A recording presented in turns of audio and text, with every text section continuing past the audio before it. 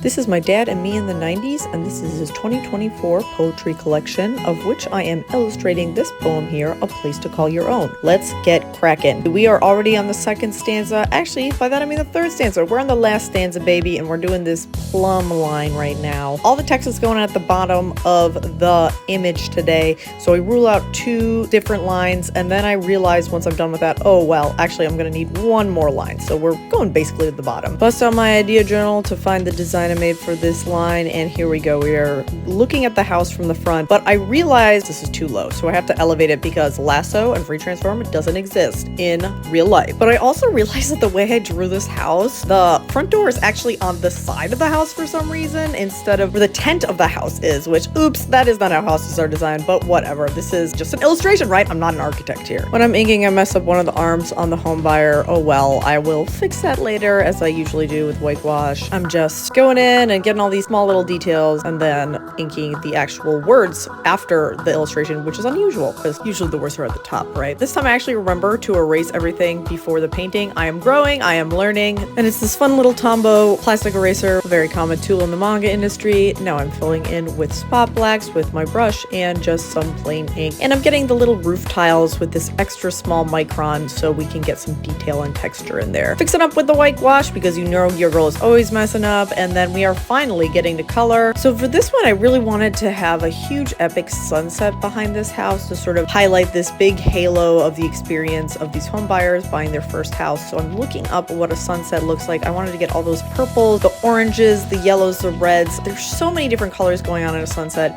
but unfortunately I am not that good at blending colors in watercolor. I should probably take a class on this. I'm trying to save it by using this technique that my mentor Paige Braddock taught me about, just like blocking in colors with this really thick brush, and then I'm adding back in this blue right here. Oh my god, does it look a mess though. So I come back in with the white gouache. You know your girl is always on top of her white gouache, and I try and go right over it to kind of give it this cloud effect, and that helps it kind of, but I do wish that purple was just slightly less dark and saturated. Anyway, you gotta cut your losses. Here's the final. I think it turned out pretty cute. I'd do it different in the future, but we're done with this line, and if you want to see my digital work, go pre-order my book.